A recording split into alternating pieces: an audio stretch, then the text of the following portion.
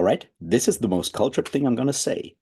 This is a book for all the structuralists among you IKEA fans, or something like that. Cheers! Welcome back, everybody, to me talking about books, and it's finally time. I am going to talk about Use of Weapons, Book 3 in publication order of the Culture Novels by Iain M. Banks. I know it's been a while, and I've promised to talk about it forever and ever and ever, but the times they are moving very, very slowly, but this is what we're doing today. And we'll do it in the usual way, which is, of course, I'll give you a quick synopsis of why you should read this book, which you should because it's really, really good. I may even include potential content warnings if there are some. And after that, I'll have a bit of a quick drink of beer. And then, and during that time, you read the book, of course, um, or don't. After that, however, we will talk spoilers. We'll talk in detail about why I think this book worked so well, what I think the main themes are, and so forth. And we'll talk about these things in detail. But there will be spoilers. And this is definitely a book that may have some pretty important spoilers. So yeah, proceed with care is my point here. So yeah, that's that. Also, quick heads up: live stream on Saturday, and of course, currently the chance to tell me what video you want me to make for my birthday for you on the community tab. There's already people doing things, saying things, wishing for things, but you also can vote by just liking the ones that you really, really want to see. And then I'll pick one of those, possibly the best one. We will see. Anyway, go to the community tab, do that, or don't.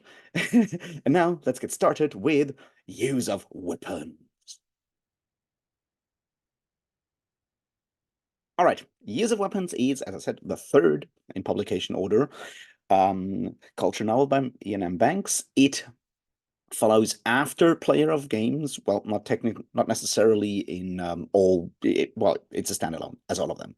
It is a more military sci-fi in a lot of ways. This is one of the important things you need to understand. It focuses a lot on the military actions the culture has other people do on its behalf, because as we know, the culture itself is very much a rather pacifist thing, except for the Idirian War that we covered in consider Fleabus, the first novel. It follows mostly two characters, those being, well, three characters, I guess, these being one Zakalwe, who is a non-culture mercenary working for the culture, and his handler, Deseret Sma, and her accompanying drone, something underscore, drones have weird names. So these are our main characters, and they have one big mission to prevent, well, genocide, among other things, in a different star cluster, and we follow them, and then there's stuff around that. There is a lot of violence, because, as I said, there is a lot of military sci-fi elements here. There's a lot of action, there's a lot of combat in here.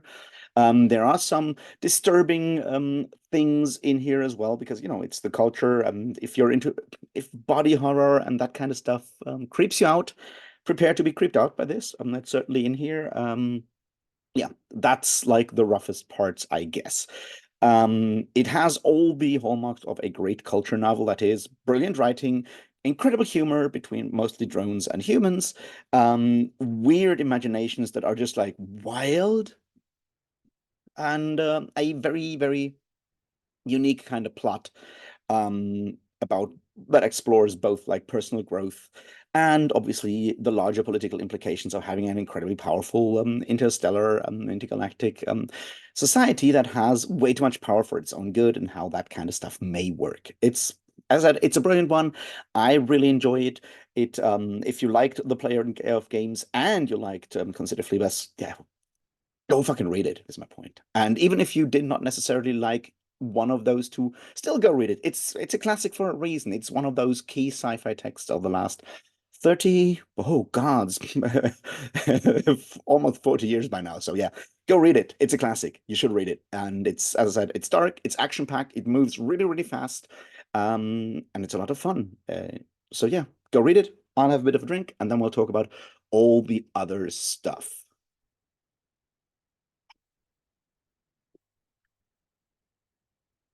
Read it? Perfect. All right, from here on out, there will be spoilers. So let's start with the first thing. As you may have noticed, I did not talk about the actual structure of the novel in my quick synopsis, and there's a reason for that. And that's the first part I want to talk about, that being the structure, possibly quickly about the twist, and then we'll talk about actual themes and stuff. Because I think one problem with use of weapons is its structure, or not the structure itself, but and this goes into like how we talk about books in general in a lot of ways, how sometimes structure can stand in the way of discourse, or certain aspects of a novel overshadow the rest of the way we talk about it, the way we think about it, its reception in general. There's other examples for that. One of them being, for example, the first Thomas Covenant novel, Lord Fowl's Bane. If you've ever heard about these books, you know probably what I mean. It's like the book with the rape scene. That's like the first thing everyone knows about it. There's more of these kind of books that have like one thing that sort of overshadows everything else.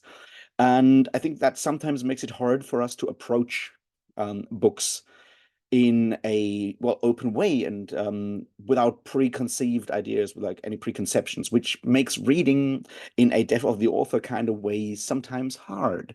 And the same thing I feel is the case with use of weapons, because yes, it has this very specific structure of the one part, the normal, like the Arab numerals, the chapter 1, 2, 3, 4, and so forth. Following Sma and Zakalwe, or whatever we want to call him, forward in time, and the other part following Zakalwe's story backwards in time in the Roman numeral chapters and how they are interlaced. And that's a very clever way of doing things. And I really understand why Iain M. Banks is doing it. But, and this I think is sometimes a bit of a problem, is like, if you ever look at any, even spoiler-free review on the internet or any conversation, it will be brought up immediately. People go like, you name drop use of weapons, someone will pop up and go, isn't that the one with the weird structure?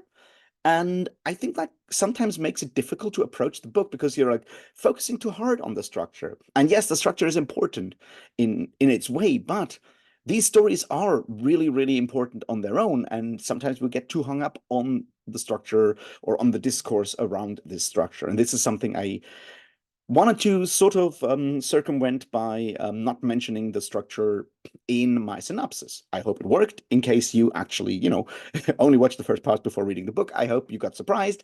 Otherwise, I don't know. But I think it's important to understand that when we start reading books, how much of our original first approach to a book is already shaped by our preparation, by the things we may have heard about it, the things we've seen about it, and so forth, and how that can sometimes make it very hard and very difficult to read a book. I know it took me forever to finally read Thomas Covenant because I was like, why do I want to read a book where the main character rapes a girl in like the first chapter?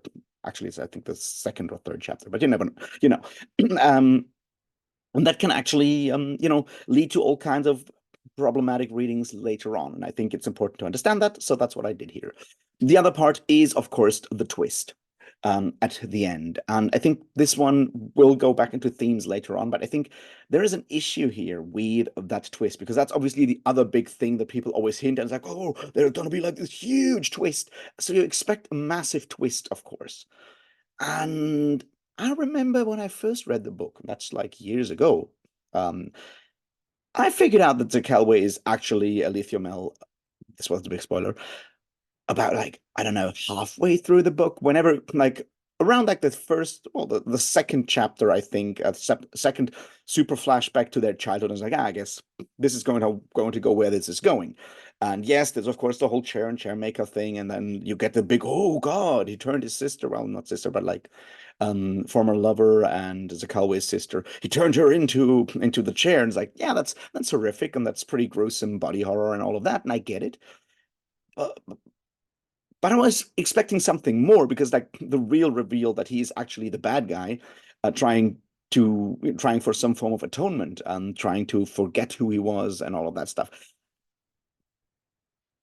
That kind of falls by the wayside when you're expecting this massive spoiler, this massive twist. And I think I'm not sure if it fits the kind of story that Iain M. Banks is telling here in a way, because There are obviously books where this massive twist, bait and switch, this massive like sort of reveal at the end is part and parcel of the story of the sort of the structure of the novel, of the genre, thrillers, mysteries, some forms of crime novels where you need that big reveal at the end. Oh gods, I didn't realize that. Um, but those kind of books are built on the assumption that we as readers try to figure out a mystery, whereas with this book, there is no real mystery. I mean, yeah, we find out who Zakawa is and who he was and how many wars he fought for the culture and how he suffered and got like beat up pretty badly. And maybe we wonder why he's always coming back to it. Does he just really, really love war? I don't know. Um, so we're trying to understand why he's doing these things, but we don't need that kind of weird switch there. And I think by having so many people talk about, oh, he's got this really impressive twist at the end, as a reader, you're set up to sort of expect something massive. And in that situation, a lot of times that final reveal and twist can feel like a bit of a letdown because you're like, and that's it? Really? Really? Whereas, and that once again also takes away from like the emotional impact or the thematic impact of a lot of the stuff that is going on in this book, which is kind of what I want to talk about next. See, the entire culture series so far has been very much a meditation on imperial power and imperialism in a lot of ways. Because, as we all know, the culture is a very powerful force. It's clearly the hegemon in this part of the galaxy or the galaxies, the universe, whatever you want to call it, where they're flying around. They are the biggest players around here, but they pretend to not be. And we started out with Consider Phlebas, with very much you know Horza being the kind of guy who really hates the imperialist culture, the techno-imperialists of the culture with their AIs, and he's working for the fascists who are fighting against it. But you can kind of understand his point in a way. It's like, yeah, why you try to sort of rebel against them. In the second book, in Player of Games, we obviously see Georgi go to Azath and play the game. And the more we learn about that culture, we're like, yeah, they're absolute terrible fascists on this planet. It's understandable and it's actually good that the culture is doing this, and that the culture is, in fact, sort of helping to or interfering here. We can see why they're interfering. It's that whole like cultural and moral relativism kind of thing, right?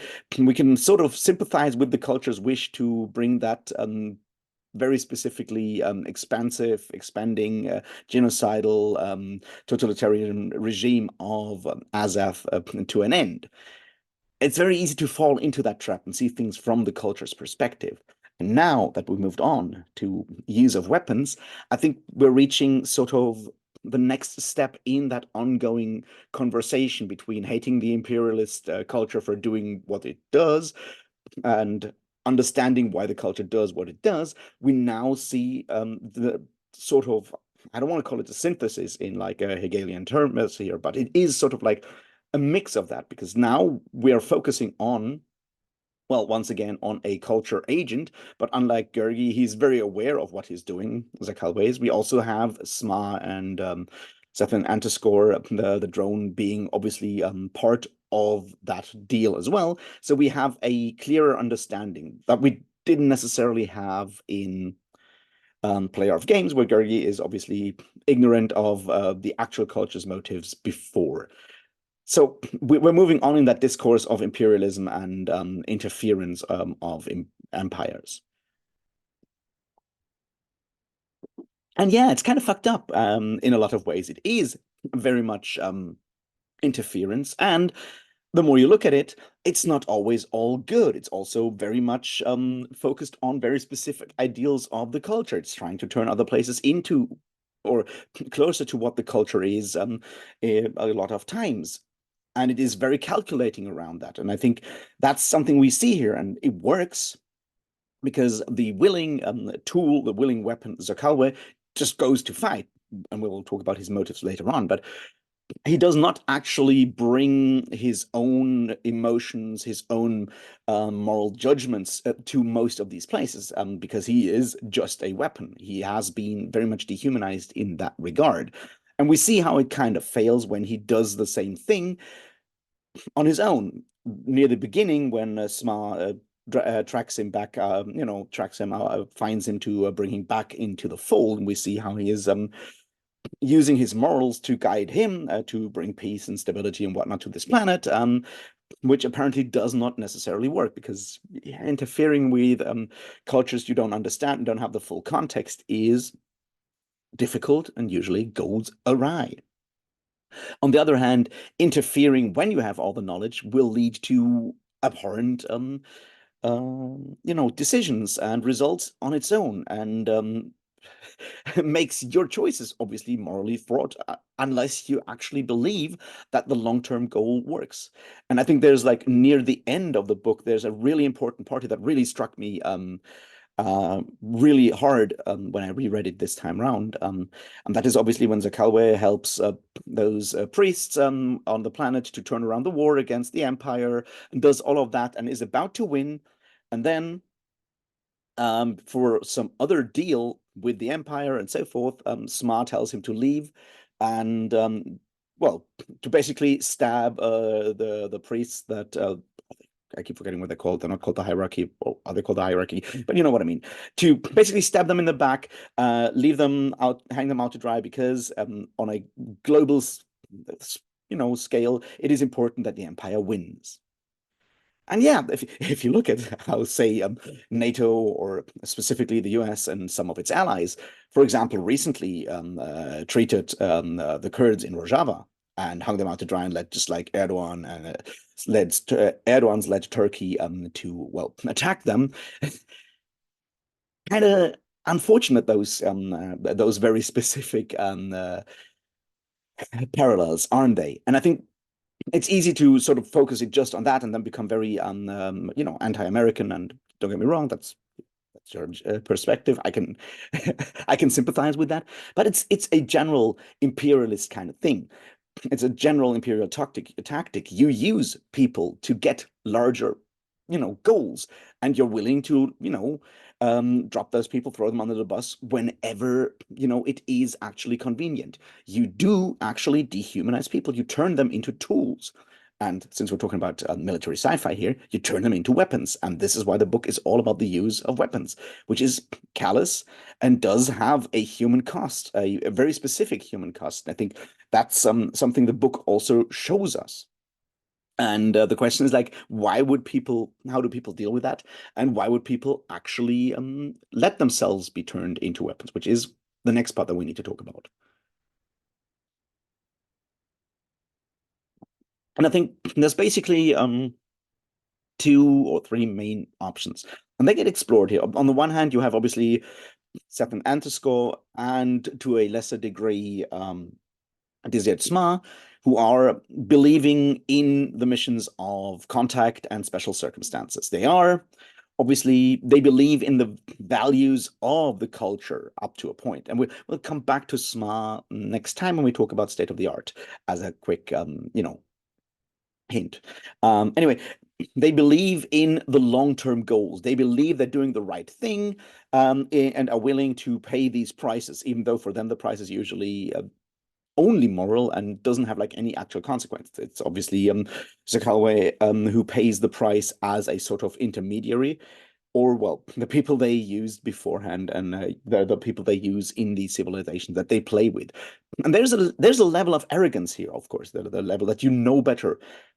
Now, Banks kind of makes this clearer, I think, compared to like a more like a fantasy novel or like even a realist fiction, in that, yeah, the culture with its minds, with that vastly superior intelligences, probably does know better if you believe in its goals of making the world, the galaxy peaceful, or more peaceful, and everyone more prosperous. If you agree to those specific goals, then it probably does know what's best. And there may be, individual fuck ups or whatever, but the larger goal will happen. It's a very, very problematic approach for the people on the ground, unless they, also believe in that, or they just don't care. Which brings us to Sir Calway, and then obviously the whole going backwards in time storyline about his life and the question of atonement.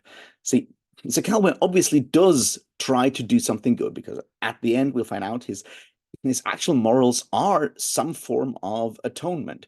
And while he may not be able to sort of verbalize that most of the time, because obviously he's very much trying to hide from his own past, and either has actively forgotten or is, physically forgotten, or in some form of a trauma response forgotten what he's done in his past, he does very much act in the belief that going out there, putting himself into physical harm, possibly physically hurting his body in all kinds of ridiculous ways, does actually help him atone for his past atrocities, on obviously partly on a subconscious way, but the way he sort of deals with it on like a day-to-day basis is by, well, turning himself into a weapon. He is the weapon that he uses, and that means no judgment whatsoever. He just does the job, gets the payment, and doesn't think about the long-term consequences.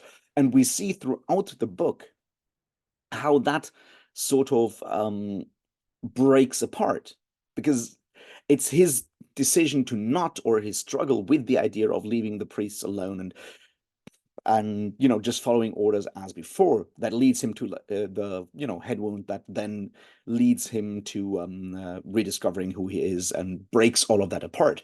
And that's a very violent process, but we can see throughout the story how the idea of being just a weapon, how the self-objectification that he has done to himself, the self-dehumanization that he's done to himself, is breaking apart simply through human contact. And we can see that throughout these episodes. Every time Zacalva becomes more human, it does sort of, it turns him into possibly a more whole person. But that always leads to problems that then get banished by turning himself into the weapon again that he is at the beginning of this book. It's his attempts of doing good without culture backing that lead into trouble there.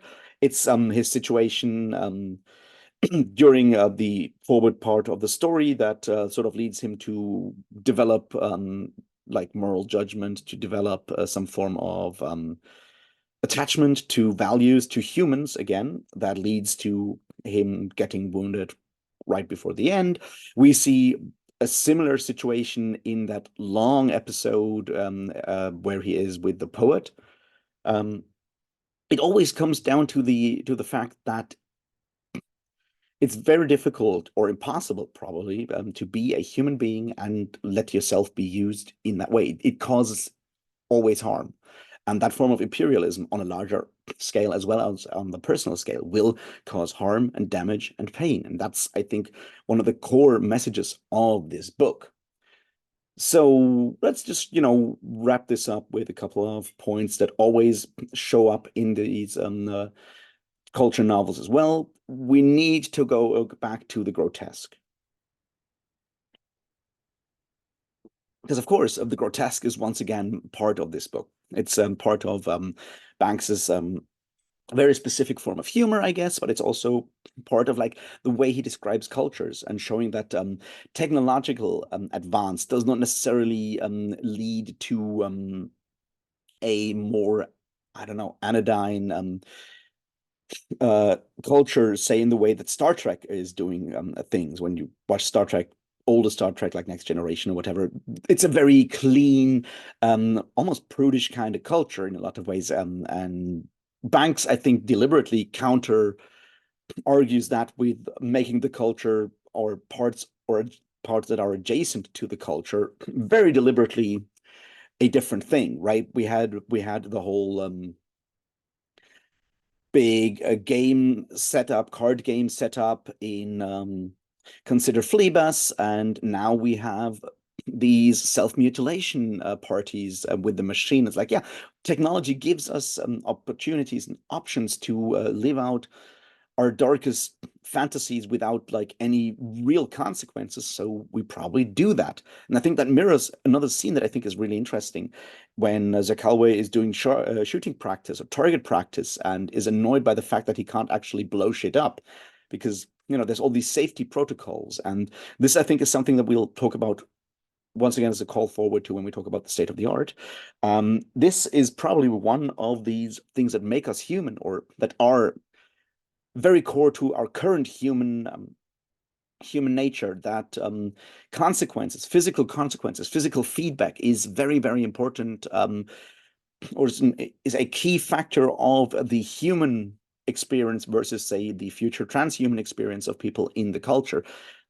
And that can be, just the impulse to blow things up. And if we actually shoot, we want like recoil and we want bits flying around and shit because it doesn't otherwise feel like we're actually doing something. We're lacking the consequences or the adequate feedback for the consequences of our actions. And if we don't have that, there is always the chance, as we see once again with these bits with the self-mutilation parties run here, that we do pretty fucked up shit. And the question is, does the culture also do that? Does the culture accept that? Or is it that because you have so many options in the culture that most people just don't even attempt those kind of things? Because on culture ships, we don't encounter these things. Those are always on the margins.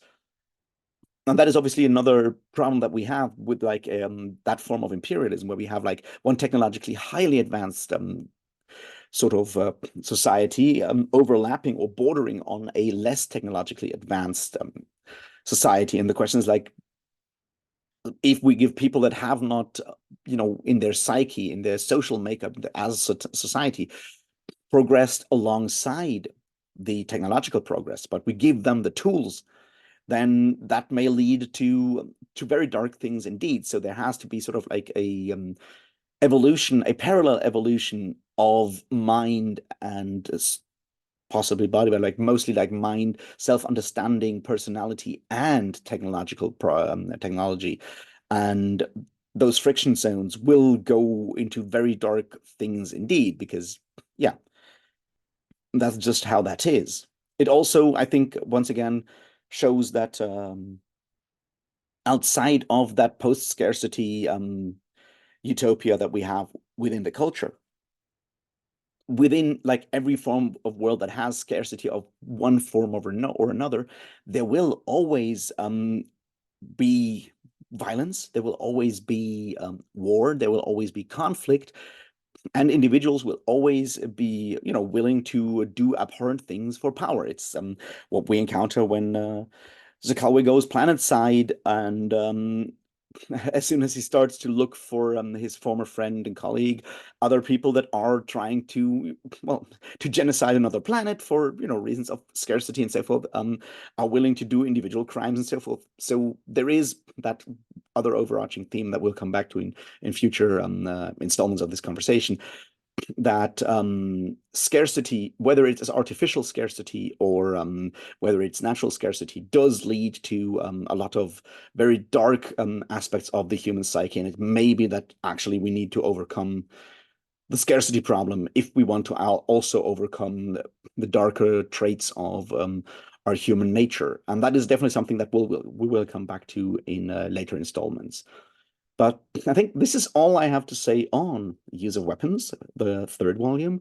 The next one will be The State of the Art, and it will come very soon. It's also a shorter one because it's only a collection of short stories and novellas.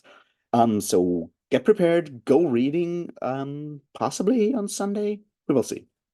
Anyway, if you've read Use of Weapons, what did you think about it? Let me know in the comments. I'd be very interested to discuss more of it. If you haven't read it, do you plan to read it? Why are you still here? How pissed are you that I told you the whole twist, despite me warning you? Let me know in the comments. Thanks for watching. I'll see you hopefully on Saturday on the live stream, otherwise on some other video. Thanks for sticking with me. Like, subscribe, do the things. I don't know. Join the Patreon if you feel like it. Give me money. Give me comments, whatever. Anyway, thanks and cheers.